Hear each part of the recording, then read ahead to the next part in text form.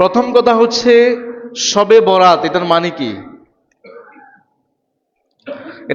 এটা হচ্ছে একটা ফার্সি পরিভাষা। সব মানে হচ্ছে রাত, বরাত মানে হচ্ছে ভাগ্য। এখন কেউ যদি মনে করে এটা হচ্ছে ভাগ্য রজনী, এই দিন মানুষের ভাগ্য আল্লাহ তাআলা বন্টন করেন, রিজিক বন্টন করেন, আগামী 1 বছর কি হবে এটা আল্লাহ তাআলা ঠিক করেন। এটা একদল মানুষের বক্তব্য হচ্ছে এটা। তারা দলিল দিচ্ছে কি? সূরাতুদ দুখানের 1 নম্বর আয়াত তারা দলিল দিচ্ছে, ইন্না আনজালনাহু ফি লাইলাতিম মুবারাকা। তো এই কোরআন আমি অবতীর্ণ করেছি একটা বরকতময় রাতে। ইন্না কুন্না লাহু মুনজিরিন ফিহা ইউফরাকু কুল্লু আমরিন হাকিম। এই দিন গুরুত্বপূর্ণ বিষয়গুলা ভাগ করা হয়, বন্টন করা হয়। এই আয়াত থেকে তারা বলছে যে এই আয়াত দ্বারা শবে বরাতকে বোঝানো হয়েছে, যে আল্লাহ তাআলা বলেছে এই রাতে মানুষের ভাগ্য বন্টন করা হয়। এটা তাদের বক্তব্য।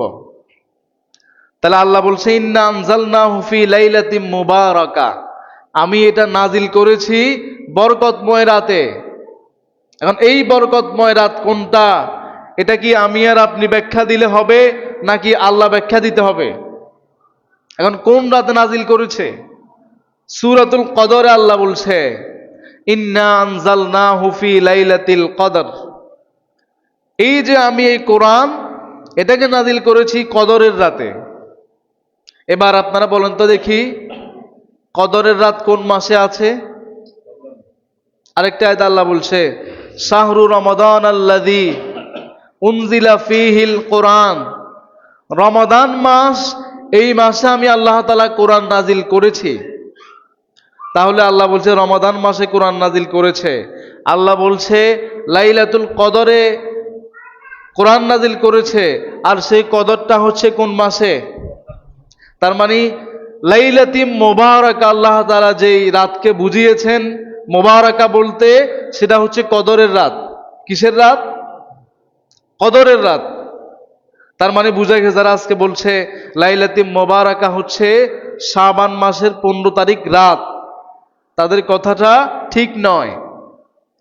এই রাত মানুষের রিজিক, ভাগ্য, এটা আল্লাহ তাআলা বন্টন করেন, এটাও কি ঠিক নয়। যেহেতু কোরআন আল্লাহ নিজে বলছে আমি লাইলাতুল কদরে নাজিল করেছি, আমি রমাদান মাসে নাজিল করেছি, এটা স্পষ্ট হয়ে গেল এই লাইলাতিম মুবারাকা হচ্ছে লাইলাতুল কদর।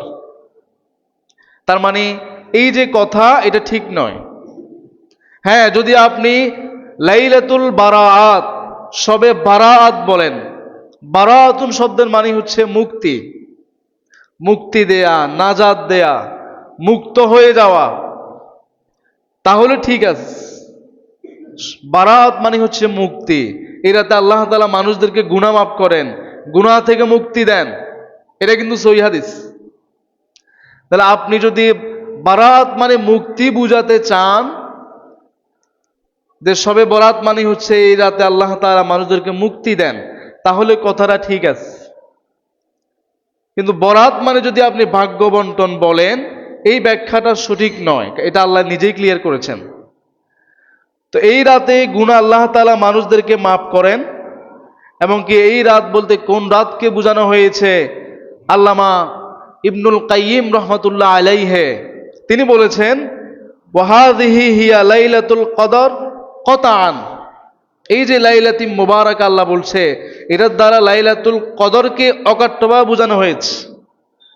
লিকাউলিহি তাআলা, আল্লাহ নিজে বলেছেন ইন্না আনজালনাহু ফি লাইলাতিল কদর, যে এটা আমি কদরের রাতে নাজিল করেছি।